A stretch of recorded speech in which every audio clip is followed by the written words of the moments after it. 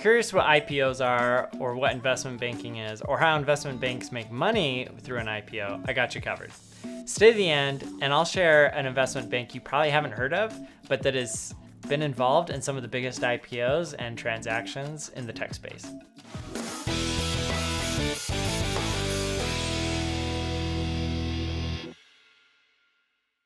All right, so first of all, what is an IPO? Well, IPO stands for Initial Public Offering. And ultimately what it is it's the first time that a company will offer shares of their company on the public markets.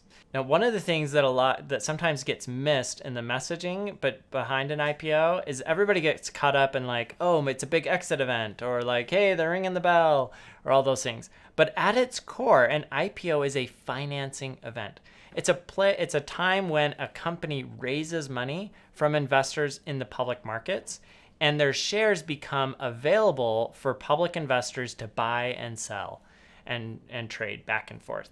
That's the big thing. And by being a public company, it opens up the opportunity to raise money from lots and lots of different investors. In public markets, you don't have to be accredited in order to invest in the company, right? Anybody can open up a Robinhood account and start investing and buying shares of Apple or what have you.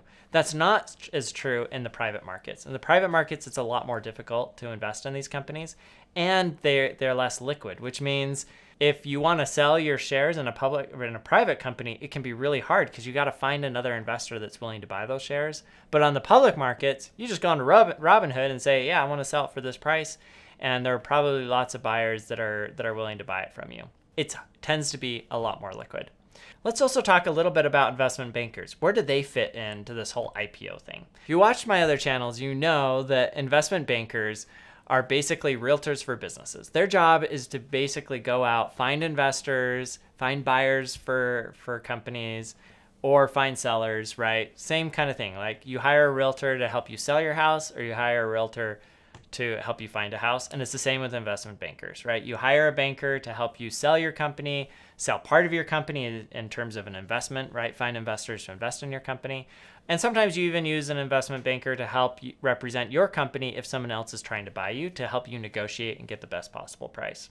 And an IPO is basically an equity financing event, like we said earlier. And so that is something that really good investment banking firms really specialize in and a place where they can shine. Your first step working through the IPO process is to engage with accountants and lawyers to make sure that the business is cleaned up and ready for the public markets.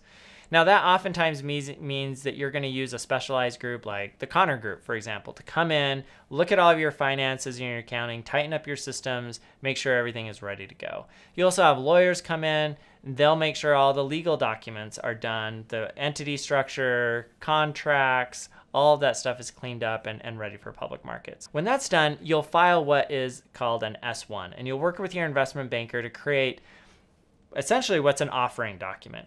It does a deep dive into the business, talks about, what the business model is, what your vision for the future is, how the company's performed historically, what your hopes and ambitions are for the future. It also includes a bunch of warnings, that this investment could be risky, et cetera, et cetera. Anyways, you'll take this S1, you file it with the SEC, it gets published, and then people can start reading about your business and they can start forming their own decisions and their own perspective on the company. Once that's done, you'll start what's called the roadshow. Now, the roadshow is where you're going with your investment bank, and it is a flurry of activity over the course of several weeks, maybe months, but usually weeks. You'll hop in a private jet, which sounds super luxurious, but really you're on that private jet because you don't have time to waste. You're just hopping from city to city to meet with investor after investor after investor. You're pitching to big hedge funds and family offices that manage billions of dollars. And you're trying to convince them that, hey, this company is something that's worth investing in. Now, what happens is you'll go and you'll do all these pitches. The investment bankers are going to be with you, right? They're going to facilitate the introductions and kind of tee things up for you. And then after you've done the pitches, they'll go back and they'll be like, hey, what did you think? What did you think of XYZ company? You think it's interesting? Is it something that you would want to invest in? Why or why not? And they start collecting indications of interest. One of the things that they'll do is they'll start actually collecting prices. So they'll say, hey, okay, so it's something you want to invest in. How much would you invest? And at what price, right? They're starting to collect data through that whole process of where the valuation of the business should be, as well as drum up interest for the IPO. All of that leads you up to the night before you go public. Now, if there's been a lot of good response from investors and they're saying, yes, this is really interesting, I really want to invest, et cetera, then that's where they start setting price ranges, right? And you'll see that in the news, right? Like XYZ company sets the price range between $16 and $20.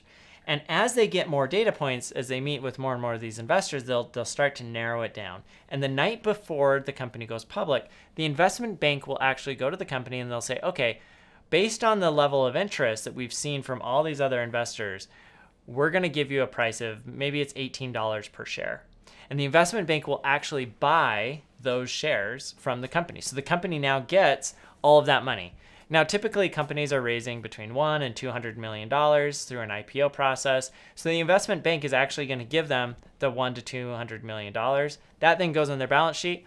And the next day they go out, the CEO rings the bell, right? Everybody's excited, whatever. And at that point, there will be a bunch of investors that have essentially committed to buy the shares from the investment bank. And they buy it at a slight premium, typically, from the investment bank. So maybe they're buying them at like $18.25 a share, whatever it might be. The investment bank does not want to be holding a bunch of shares that it can't sell. So it has to have a lot of confidence that it's buying them from the company at a good price, that they can sell to somebody else for at least that same price or higher. Those investors get a great deal typically because they're able to buy in at what's a relatively lower price. And that's because the investment bank is incentivized to find a price that's just slightly below what market is so that they ensure that they're able to sell all of the shares. Those large institutions that buy in at the IPO typically have special connections with the investment bank. They're big clients, and so they're given kind of this extra privilege. Now, a lot of those investors will immediately sell the shares, right? And this is where you see stocks pop, right? Maybe it went public at $18 a share, but there's enough demand and interest from those that couldn't buy at the IPO price that they're willing to pay $20, $30, $40, upwards of $40 a share in some cases, right? And that's where you see kind of this pop. Those investors, those large institutions that bought from the investment bank, some of them will sell all of their position, some will sell some of their position and recognize a quick flip, and others will hold on to it for the long run. If you're a company, you really want investors that are going to be long-term investors and not just immediately flip in the IPO. But you do need to have some shares available in the public markets for other investors to buy and sell, because that will give you the liquidity that you're really looking for. So as you think about this whole process, the investment bankers, they're going to get paid fees for putting together the S1. They're going to get paid fees for taking you around and introducing you to different investors and ultimately pulling together that round. They're also going to make money between the price that they buy those shares from the company and what they sell those shares for to large institutional investors. And then they continue to make money because they're also going to charge fees every time people want to come in and buy and sell shares of that stock on their platforms. So those are the major ways that investment bankers make money and the overall IPO process. If you liked this video, check out some of my others, like what is it like to work in private equity?